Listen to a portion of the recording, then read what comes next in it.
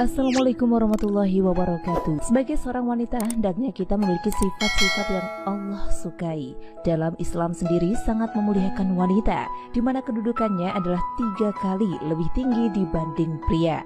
Sebab itulah, sebagai wanita hendaknya kita harus memiliki sifat-sifat yang disukai Allah seperti berikut ini. 8 sifat wanita yang disukai Allah.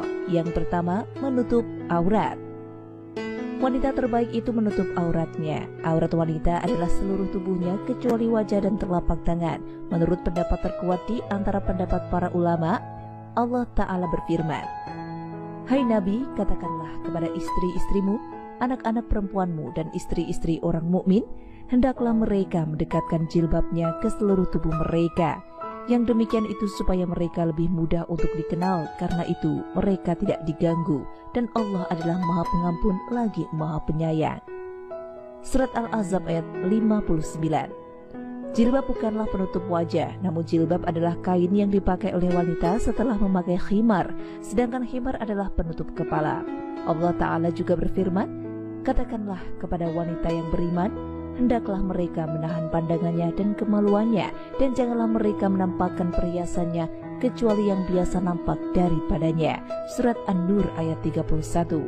Lalu yang kedua, berbusana dengan memenuhi syariat pakaian yang syar'i. Wanita yang menjadi idaman sepatutnya memenuhi beberapa kriteria berbusana berikut ini yang kami sarikan dari berbagai dalil Al-Quran dan juga As-Sunnah. Syarat pertama, menutupi seluruh tubuh termasuk kaki kecuali wajah dan telapak tangan. Syarat kedua, bukan memakai pakaian untuk berhias diri. Allah Ta'ala berfirman, "Dan hendaklah kamu tetap di rumahmu dan janganlah kamu bertabarruj seperti orang-orang jahiliyah pertama." Surat Al-Ahzab ayat 33. Abu Ubaidah mengatakan tabarruj adalah menampakkan kecantikan dirinya. Az-Zujaj mengatakan tabarruj adalah menampakkan perhiasan dan setiap hal yang dapat mendorong syahwat atau godaan bagi kaum pria. Syarat ketiga, longgar, tidak ketat dan tidak tipis sehingga tidak menggambarkan bentuk lekuk tubuh. Syarat keempat, tidak diberi wewangian atau parfum. Dari Abu Musa Al-Asy'ari bahwanya ia berkata, Rasulullah SAW bersabda, "Seorang perempuan yang mengenakan wewangian lalu melalui sekumpulan laki-laki agar mereka mencium bau harum yang dia pakai, maka perempuan tersebut adalah seorang pelacur." Hadis riwayat An-Nasa'i, Abu Daud, Tirmizi dan Ahmad.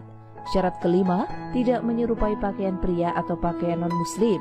Dari Ibnu Abbas radhiyallahu an berkata, Rasulullah melaknat kaum pria yang menyerupai kaum wanita dan kaum wanita yang menyerupai kaum pria. Hadis riwayat Bukhari. Rasulullah SAW juga bersabda, "Barang siapa yang menyerupai suatu kaum, maka dia termasuk bagian dari mereka." Hadis riwayat Ahmad dan Abu Daud. Inilah di antara beberapa syarat pakaian wanita yang harus dipenuhi. Inilah wanita yang pantas dijadikan kriteria. Lalu yang ketiga, betah tinggal di rumah.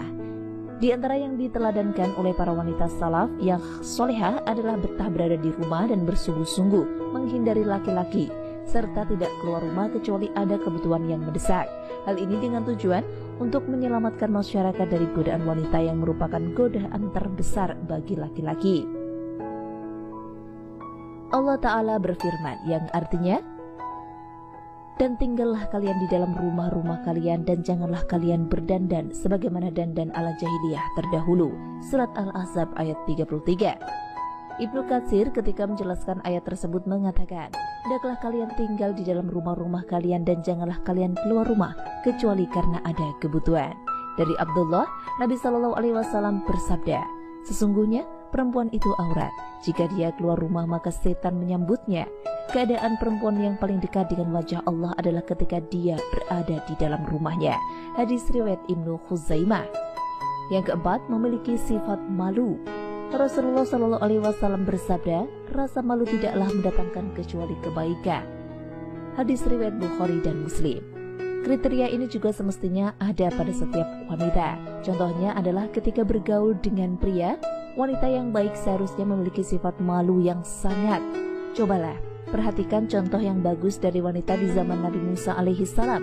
Allah Ta'ala berfirman, "Dan tatkala ia sampai di sumber air negeri Madian, ia menjumpai di sana sekumpulan orang yang sedang meminumkan ternaknya. Dan ia menjumpai di belakang orang banyak itu 2 orang wanita yang sedang menghambat ternaknya. Musa berkata, "Apakah maksudmu dengan berbuat begitu?" Kedua wanita itu menjawab, "Kami tidak dapat meminumkan ternak kami sebelum penggembala-penggembala itu memulangkan ternaknya, sedangkan bapak kami adalah orang tua yang lebih lanjut umurnya." Maka Musa memberi minum ternak itu untuk menolong keduanya. Surat Qasas ayat 23-24. Lihatlah bagaimana bagusnya sifat kedua wanita ini. Mereka malu berdesak-desakan dengan kaum laki-laki untuk meminumkan ternaknya. Namun coba bayangkan dengan wanita di zaman sekarang ini. Tidak cukup sampai di situ kebagusan akhlak kedua wanita tersebut. Lihatlah bagaimana sifat mereka tatkala datang untuk memanggil Musa alaihi salam. Allah melanjutkan firman-Nya, "Kemudian datanglah kepada Musa salah seorang dari kedua wanita itu berjalan penuh rasa malu. Ia berkata, 'Sesungguhnya bapakku memanggil kamu agar ia memberikan balasan terhadap kebaikanmu memberi minum ternak kami.'" Surat Al-Qasas ayat 25. Ayat yang mulia ini menjelaskan bagaimana seharusnya kaum wanita berakhlak dan bersifat malu. Allah menyifati gadis wanita yang mulia ini dengan cara jalannya yang penuh dengan rasa malu dan terhormat. Yang kelima, taat dan menyenangkan hati suami. Istri yang taat pada suami senang dipandang dan tidak membangkang yang membuat suami benci. Itulah sebaik-baik wanita. Dari Abu Hurairah radhiyallahu anhu, dia berkata, pernah ditanyakan kepada Rasulullah SAW, siapakah wanita yang paling baik? Jawab beliau, yaitu yang paling menyenangkan jika dilihat suaminya, mentaati suami jika diperintah, dan tidak menyelisihi suami pada diri dan hartanya, sehingga membuat suami benci. Hadis riwayat An-Nasai dan Ahmad. Begitu pula tempat seorang wanita di surga ataukah di neraka dilihat dari sikapnya terhadap suaminya, apakah ia takut ataukah durhaka. Al-Husain bin Mihsan menceritakan bahwa bibinya pernah datang ke tempat Nabi SAW karena satu keperluan. Selesainya dari keperluan tersebut, Rasulullah SAW bertanya kepadanya, "Apakah engkau sudah bersuami?" Bibi Al-Husain menjawab, "Sudah." "Bagaimana sikap engkau terhadap suamimu?" tanya Rasulullah SAW. Ia menjawab, "Aku tidak pernah mengurangi haknya kecuali dalam perkara yang aku tidak mampu." Rasulullah SAW bersabda, "Lihatlah di mana keberadaanmu dalam pergaulanmu dengan suamimu, karena suamimu adalah surga dan nerakamu." Hadis riwayat Ahmad. Keenam, menjaga kehormatan anak dan harta suami.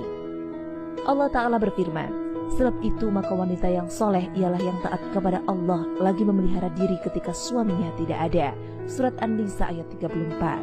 At-Tabari mengatakan dalam kitab tafsirnya, wanita tersebut menjaga dirinya ketika tidak ada suaminya, juga ia menjaga kemaluan dan harta suami. Di samping itu, ia wajib menjaga hak Allah dan hak selain itu. 7. Bersyukur dalam pemberian suami. Seorang istri harus pandai-pandai berterima kasih kepada suaminya atas semua yang telah diberikan suami kepadanya. Bila tidak, si istri akan berhadapan dengan ancaman neraka Allah Ta'ala.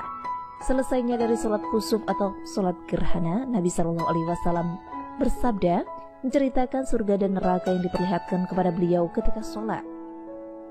"Dan aku melihat neraka, aku belum pernah sama sekali melihat pemandangan seperti hari ini. Dan aku lihat ternyata mayoritas penghuninya adalah para wanita." Mereka bertanya, "Kenapa para wanita menjadi mayoritas penghuni neraka ya Rasulullah?" Beliau menjawab, "Disebabkan kekufuran mereka." Ada yang bertanya kepada beliau, "Apakah para wanita itu kufur kepada Allah?" Beliau menjawab, "Tidak, melainkan mereka kufur kepada suami dan mengkufuri kebaikan suami. Seandainya engkau berbuat baik kepada salah seorang istri kalian pada suatu waktu, kemudian suatu saat ia melihat darimu ada sesuatu yang tidak berkenan di hatinya, niscaya ia akan berkata, 'Aku sama sekali belum pernah melihat kebaikan darimu.'" Hadis riwayat Bukhari dan Muslim.